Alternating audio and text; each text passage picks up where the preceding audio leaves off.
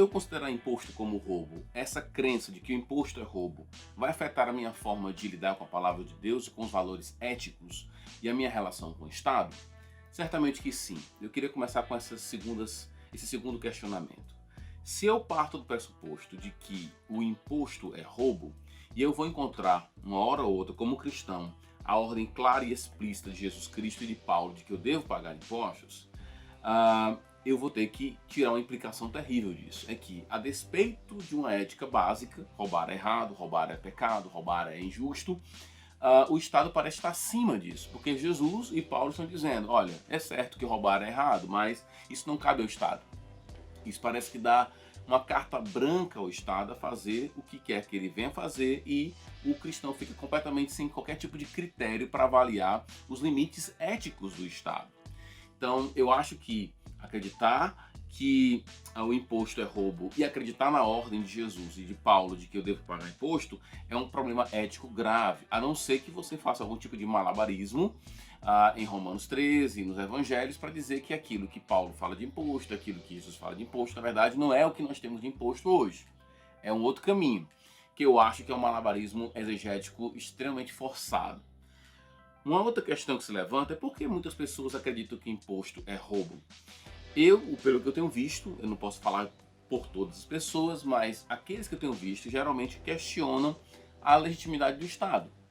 Então essas pessoas geralmente acreditam que qualquer aglomerado de pessoas, instituição, organismo, empresa, associação, ajuntamento de pessoas, só é legítimo quando as pessoas querem, ou seja, quando isso é fundamentado na vontade do indivíduo. Se o indivíduo não quer estar junto daquele grupo de pessoas, aquele grupo de pessoas, então, que força que ele fique ali, não é legítimo. Então é por isso que eles questionam a legitimidade do Estado. Questionando a legitimidade do Estado, o que acontece? Eles vão tratar o Estado, em termos éticos, como um indivíduo.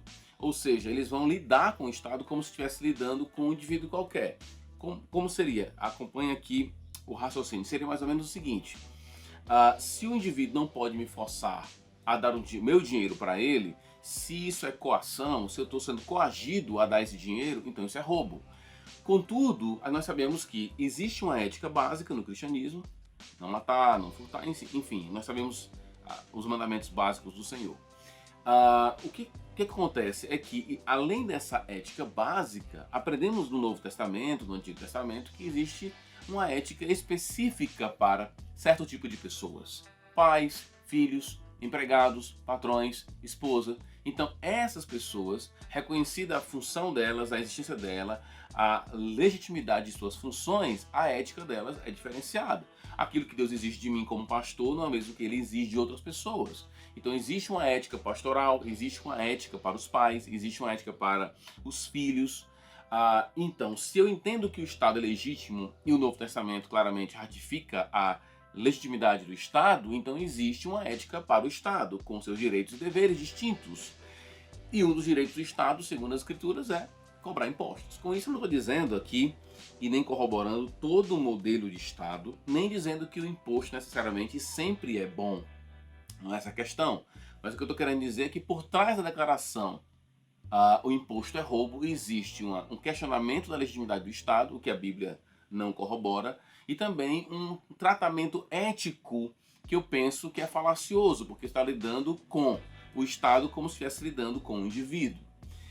Perceba, se você cavar um pouco mais fundo, que essas pessoas que defendem que o imposto é roubo, algumas dessas pessoas, não falo de todas, porque aí pode ser que você esteja ouvindo esteja contra o imposto, ou melhor dizendo, entendem que o imposto é roubo e não se enquadra no que eu estou querendo dizer. Mas geralmente as pessoas têm um conceito bem equivocado de família. Uma vez que as junções entre pessoas, a união entre pessoas deve ser baseada na vontade do indivíduo, na liberdade do indivíduo, a pergunta que fica é como é que eu lido com a família então? Que é uma unidade de pessoas, um aglomerado de pessoas que é unido não pela vontade do indivíduo. Eu não escolhi o pai que eu tive, eu não escolhi a mãe que eu tive, meus filhos não escolheram o pai que eles têm, e além disso, mesmo que um dia meus filhos que não escolheram ter a mãe e o pai que têm, e eles escolham não querer mais tê-los como pais, o que a Bíblia diria é que eu continuo sendo pai dele e deles, e eles continuam tendo a mesma mãe. E a obrigação e a relação deles conosco não está baseada somente nessa liberdade de escolher querer ficar com a mãe ou com o pai. Paulo vai dizer para a gente muito claramente em 1 Timóteo 5 que aquele que não cuida dos seus parentes é pior do que o incrédulo. É aquela pessoa que não reconhece que existe ligado àquele indivíduo o status pai, o status mãe, o status filho. Então, isso é básico, e essa unidade familiar não é baseada na liberdade, e nem a manutenção da família é fundamentada na liberdade do indivíduo. Eu não posso simplesmente porque eu acho que meu filho é um peso, que a minha mulher é um peso, que meu marido é um peso, seja lá, qualquer ente familiar seja um peso, eu me descartar dele porque eu não quero mais estar com ele. A minha vontade não é fundamental para, digamos assim, não é o fundamento básico dessa união, mas o status que essa pessoa tem. A mesma coisa é a questão do Estado. O que eu acho é que por trás da declaração imposto é roubo, existe uma negação das estruturas.